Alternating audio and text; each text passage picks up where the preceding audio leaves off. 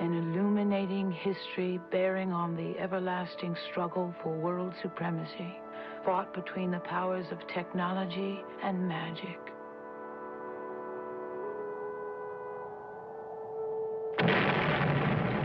The world blew up in 1,000 atomic fireballs. The first blast was set off by 5 terrorists. It took 2 million years for some of the radioactive clouds to allow some sun in. By then, only a handful of humans survived.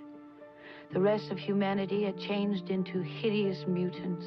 These mutant species floundered in the bad areas, radioactive lands that never allowed them to become human again, and made each birth a new disaster.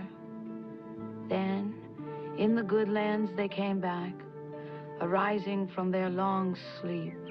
Fairies, elves, dwarves, the true ancestors of man. They lived happily in the good areas. It was a big day in Montagar.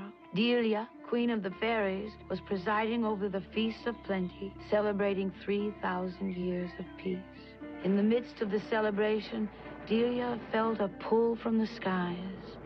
She looked up and saw dark clouds forming on the horizon in every direction.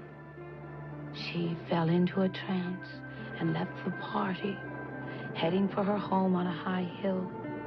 At first, the fairies were puzzled, but then they too felt a force drawing them to follow. Delia was alone inside. The storm grew until it was a raging cyclone hovering over the dwelling. One of the older fairies ventured inside the house.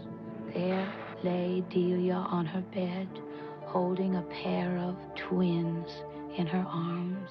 The older fairy instantly knew that these were not ordinary twins, but magical wizards. The baby wizards were polarized like magnets, one attracting with a magnetic draw, the other repelling and impossible to get near.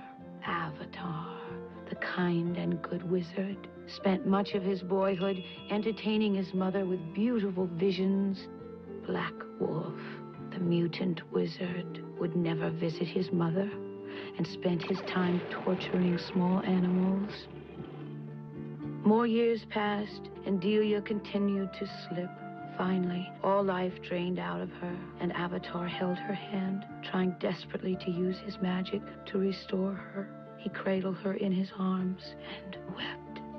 When Black Wolf found that his mother had died, he was excited, for now he felt he would take over her leadership and rule the land. When Avatar confronted Black Wolf, he was enraged. They began a furious battle, each using his magic.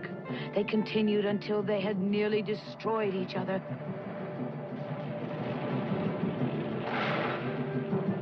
But Avatar's magic was stronger because he had the emotional loss of his mother that drove him on. Black Wolf was defeated. The day will come, my brother, when I will return and make this a planet where mutants rule. Black Wolf headed off, leaving Avatar very disturbed.